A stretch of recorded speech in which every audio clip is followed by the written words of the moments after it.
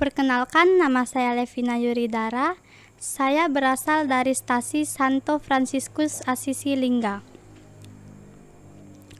Khotbah ini bertema, "Percayalah maka engkau akan diselamatkan", yang diambil berdasarkan kitab Matius bab 14 ayat 22 sampai dengan 33 tentang Yesus berjalan di atas air. Di awal khotbah ini, saya akan mengajak saudara-saudari terkasih untuk melihat kembali tentang situasi dunia beberapa bulan yang lalu. Suasana yang menakutkan dan mencekam terjadi di mana-mana. Bahkan hal itu sungguh terjadi di sekitar kita.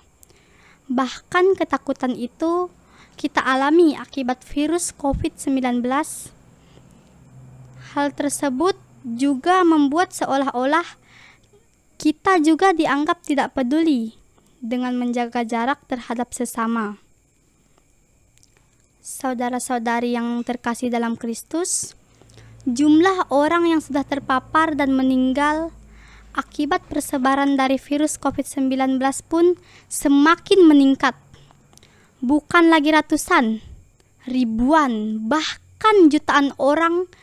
Dengan melihat situasi yang demikian, banyak sekali tawaran-tawaran yang diberikan akibat dari virus ini, khususnya dari pemerintah, supaya kita tidak turut menjadi korban dan menjadi selamat. Tawaran tersebut membutuhkan suatu tanggapan dan keyakinan bersama dalam melawan COVID-19 yang menakutkan itu. Ketakutan yang dialami oleh manusia saat ini juga dialami oleh murid Yesus, yaitu Santo Petrus. Ia mengalami ketakutan yang sangat besar ketika ia melihat Yesus berjalan di atas air. Katanya, "Itu hantu." Lalu ia berteriak karena ketakutan. Namun dengan segera Yesus berkata, "Tenanglah, aku ini, jangan takut." Rasa takut yang para murid alami saat itu bisa saja membawa malapetaka, yaitu membuat perahu yang mereka tumpangi goyang dan pada akhirnya tenggelam atau mereka melompat ke dalam air dan mati akibat tenggelam. Dalam tantangan itulah yang harus dialami para murid, yaitu melawan rasa takut. Siapa sih yang gak pernah ngalamin rasa takut? Bahkan dalam kehidupan kita sehari-hari yang sudah makin modern ini pun, kita tentunya mengalami ketakutan. Apabila mengalami musibah, kegagalan, dan ancaman yang membahayakan. Terlebih masa pandemi yang telah melanda dunia. Rasanya kita semakin dihantui oleh rasa takut. Namun yang menjadi pertanyaannya adalah, apakah kita melawan rasa takut itu dengan sungguh-sungguh yang disertai dengan iman? Padahal ini adalah tantangan untuk kita di masa-masa seperti ini. Kita semakin diajak untuk ingat dan mendekatkan diri kepada Tuhan dalam setiap situasi, apapun resikonya. Hal-hal yang dapat kita lakukan yaitu, pertama, bertekun dalam doa. Doa adalah kunci segalanya.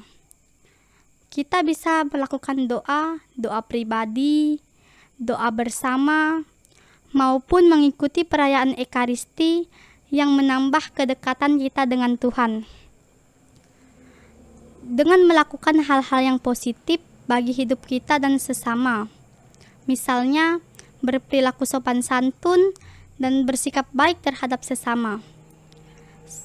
Selain itu, berbuat hal-hal baik terhadap sesama, kita juga bisa berbuat hal-hal baik terhadap lingkungan yang bisa memberikan dampak baik dengan cara bercocok tanam, misalnya tanaman sayur mayur, bunga, dan lain sebagainya yang bermanfaat bagi banyak orang.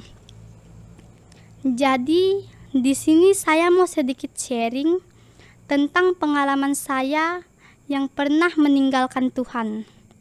Saya pernah berhenti dalam suatu organisasi, yaitu PPA atau Putra Putri Altar. Saya berhenti karena saya tersinggung akibat perkataan dari salah satu teman saya yang membuat saya sedikit kesal, dan pada akhirnya saya memutuskan untuk berhenti. Pada saat itu saya berpikir, mengapa saya berhenti? Saya nyesal. Saya lalu berhenti. Tapi pada saat ini saya memutuskan untuk dekat dengan Tuhan lagi dan berjalan bersama Yesus. Sharing kedua, saya pernah ingin pindah agama karena tertarik dengan teman yang beda gereja. Awalnya saya mengenal dia di dalam game. Game itu bernama Free Fire. Saat itu kami sangat dekat, bahkan hampir setiap hari kami mabar atau main bareng. Singkat cerita, saya diberi pemahaman oleh teman-teman Binaiman Remaja agar kita tidak boleh terpengaruh dengan perasaan sesaat yang membuat tergugah. Ketika kami menyanyikan lagu ini, ku mau cinta Yesus selamanya. Ku mau cinta Yesus selamanya. Ku mau cinta Yesus selamanya. Meskipun badai silih berganti dalam hidupku, ku tetap cinta Yesus selamanya. Ya Aba, Bapa, ini aku anakmu, layakkanlah seluruh hidupku. Ya Aba, Bapa, ini aku anakmu, pakailah sesuai dengan rencanamu.